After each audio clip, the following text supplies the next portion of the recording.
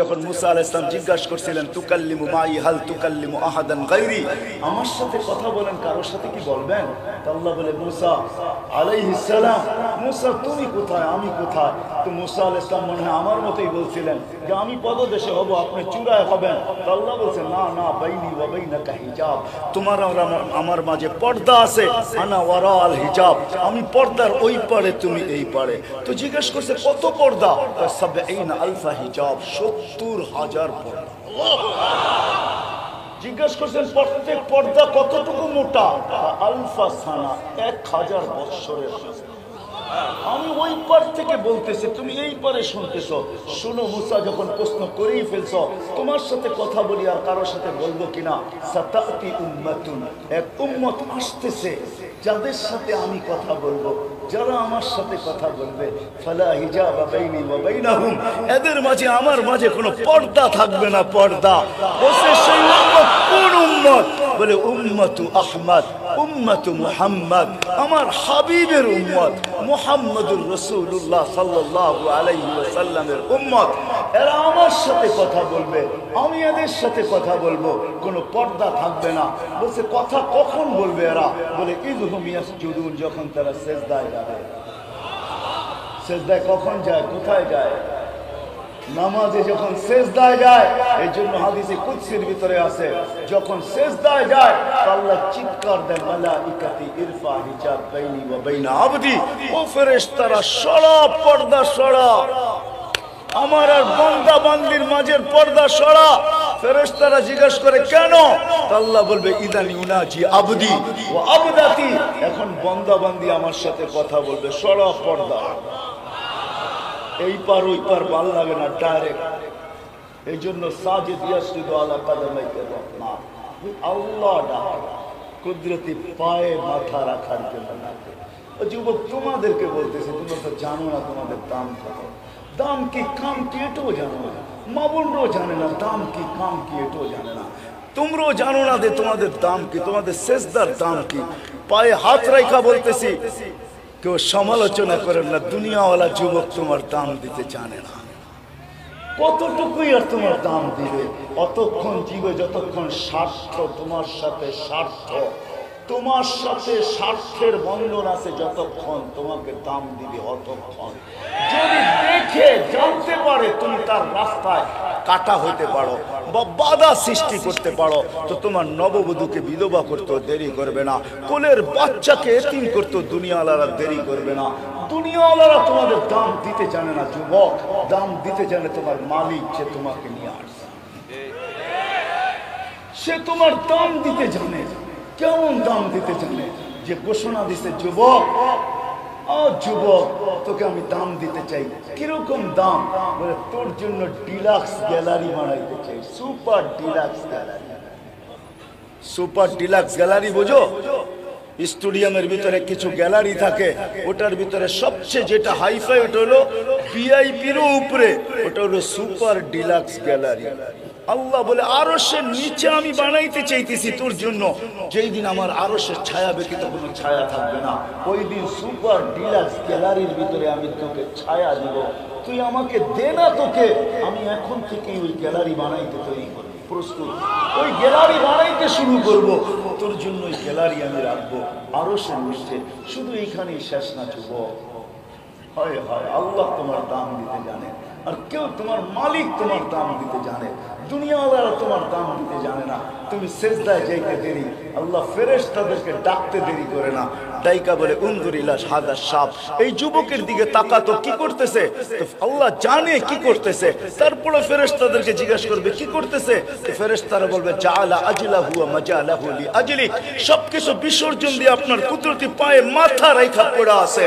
তো আল্লাহ চিৎকার দিয়া বলে মালাইকাতি ফাশহাদু হাদা আবদি হাক্কা, তোমরা সাক্ষী থাকো আমার পারফেক্ট বান্দা, ইন্নী উবাহি বিহিল মালাইকা, আমি তোমাদের উপরে যুবককে নিয়ে গৌরব করি। গৌরব বলো 99 মালিক, 99 সিফতের মালিক গৌরব করে।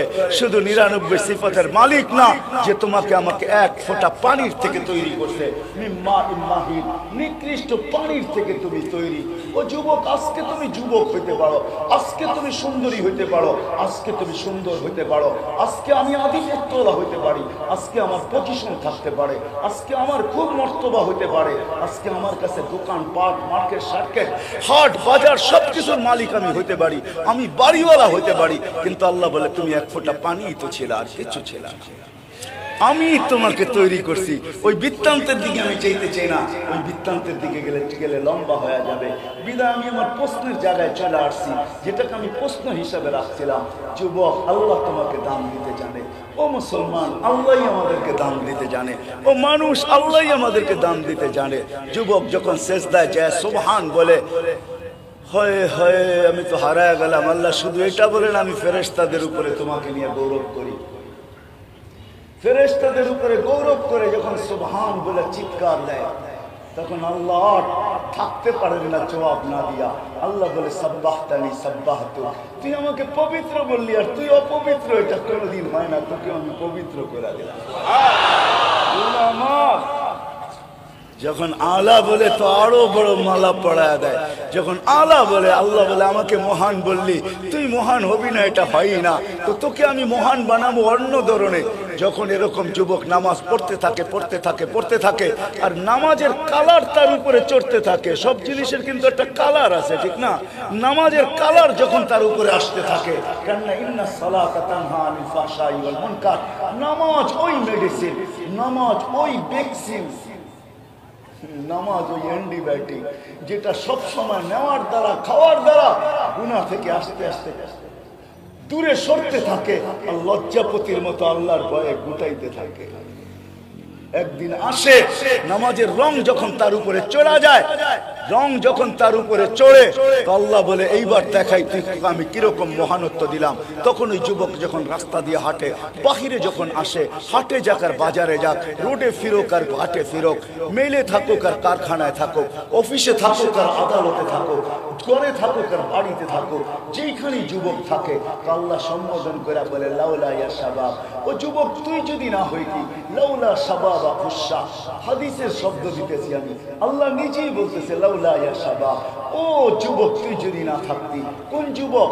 শাবাবা খুশা, যে যুবক নিজেকে আল্লাহর ভয়ে লজ্জাপতির মতো গুটায় নিছে, ওই যুবক যদি না থাকতো, লাজালতুস সামা হাদিদা, আকাশ লোহার, ওয়াল আরদা সাফসাফা, জমিন তামার, ওমা আনজালতু মিনাস সামাই কাতরা, ওমা আমবাততু মিনাল আরদি হাব্বা। আল্লাহ বল বৃষ্টির একটা ফোঁটা না, শস্যের একটা দানা না, একের পর এক আযাব দিয়ে ধ্বংস করে দিতাম। বাকিরা ভাবতেছি আমাদের জন্য বুঝি কিছুই নাই। হ্যাঁ, মা বোনদের জন্য আছে। যখন মা বোনরা পর্দা নিশীন হয়ে যায়, পর্দা করে বাহির হয়, আওয়াজেরও পর্দা পড়ে, ঘর থেকে যখন বাহির হয়, হাত মোজা পাও মোজা পড়া, কোনো ঋতু দেখে না, গরম দেখে না, শীত দেখে না, সর্ব অবস্থায় পর্দার খেয়াল রাখে। পর্দা করে ঘরের থেকে যখন বাহির হয়, তা আল্লাহ ওই মা বোনদেরকে দেখো বলে, তোকে দেখলে আমার লজ্জা পাওয়া যায়, আমি আযাব দিতে চাই, কিন্তু তোকে দেখার বান্দি, তোকে দেখলে আর দিতে পারি। এরকম প্রত্যেকটা সম্প্রদায়ের জন্য আলাদা আলাদা আছে। আমি তো যুবকেরটা নিলাম। যুবক, আল্লাহ তোমাকে মর্যাদা দিতে পারে, মর্যাদা দিবে। এই জন্যই বলতেছিলাম যে আল্লাহ আমাদেরকে বাধ্য করবেন, ইচ্ছা করলে বাধ্য করতে পারতেন। আল্লাহ আমাদেরকে বোঝান। এই জন্য স্বাধীনতা 5টা দিয়েছেন। আমি আমার জায়গায় চলে আসি, যেখান থেকে আমি শুরু করছিলাম, যে দুনিয়ায় কার কি পজিশন, এটা আমার আলোচনার বিষয় না। কে কোন পেশায় নিয়োজিত, এটাও আমার বিষয় না। কে কোন ভাষায় কথা বলে, এটাও আমার বিষয় না। আমার বিষয় হলো যে আল্লাহ আমাদেরকে নিয়ে আসছেন, আবার যে আল্লাহর কাছে চলে যেতে হবে। ছোট্ট একটা জীবন যে আল্লাহ আমাদেরকে দিয়েছেন, আবার একদিন এটাকে পরিসমাপ্তি ঘটাবে।